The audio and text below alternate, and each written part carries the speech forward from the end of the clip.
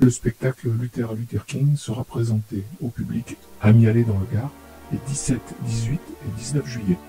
Ce spectacle a déjà été produit en 2017. Quelles seront les nouveautés? Or, je le redis encore une fois, tant sur l'aspect technique. Le texte est le même, mais après. C'est ça, oui, mais tout a changé. Mise en scène complètement remaniée, chorégraphie complètement refaite, musique, costume revu, musique recréée, éclairage complètement. Ah ouais, tout ça. Donc c'est pas le même spectacle.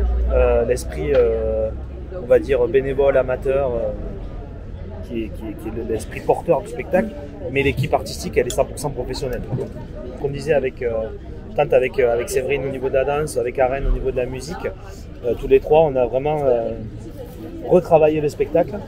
Là, je pense qu'il y a une ouverture, il y a un élargissement beaucoup plus important. Il y a toujours l'approche philosophique, religieuse pour certaines, mais là, il va y avoir aussi le côté divertissement.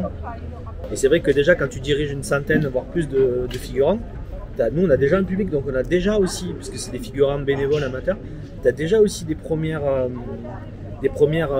retours, des premières impressions. Même là, moi, je suis très serein pour dans 15 jours. On a quand même une équipe qui croise beaucoup ses informations, son travail. Le travail de commission fonctionne quand même plutôt pas mal.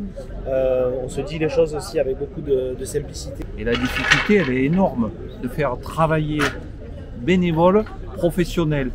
Et quelque part, je pense maintenant que ce temps qui nous a été imposé par rapport à la pandémie, ça nous a permis de mieux accepter les différences de fonctionnement.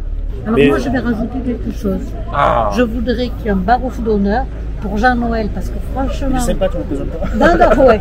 Non, il met vraiment, tu mets tout le monde d'accord, tu as toujours le sourire. Et je rajoute Karen, parce que Karen, c'est pareil. Oui. Elle a toujours le sourire, elle a toujours confiance, comme toi, dans les personnes qui sont sous votre responsabilité. Et tous les deux, vous donnez l'impulsion qui va bien. Est-ce que tu pourrais repréciser le nombre de figurants, le nombre de techniciens Alors, à peu près? Les figurants, on va dépasser la centaine là. On a 11 danseurs, on fait entre 20 et 32, Une douzaine de d'instrumentistes. Voilà, de instrumentistes, pas musiciens. 8, enfin, plus les deux qui connaissent. Oui, exact, oui, plus 8. Oui, tu as raison, plus après je mets. Alors, ça, c'est les cavaliers à proprement parler. Ouais. Après, on a les Deux conducteurs de. Voilà, les chevaux des carrosses et la jardinière. La technique, ils sont combien à peu près? Une trentaine. Ouais, une trentaine. On a fait un comptage là avec le secrétaire aussi qui fait un boulot extraordinaire, Serge Aramecourt. Globalement, on est arrivé au chiffre de 280.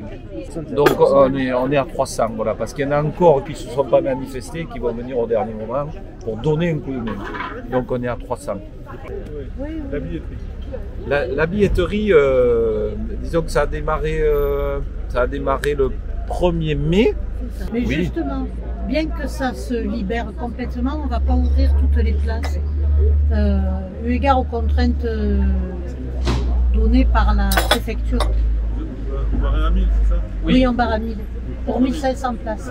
On est mort. Pour les places, on peut les acheter par Internet, sur billet web, mais il y en a aussi en dépôt chez Stoery, la bijouterie Stoery, Ça s'écrit S-T-O-E-R-I, dans la rue d'Avéjan, à l'Office du tourisme d'Alès.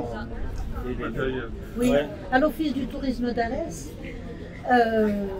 chez Artisan, Artisane. à Luz. Luz, à rue Bouquerie, et au musée du désert, bien bien sûr. Merci d'être venu. C'est pas tout à fait une torture.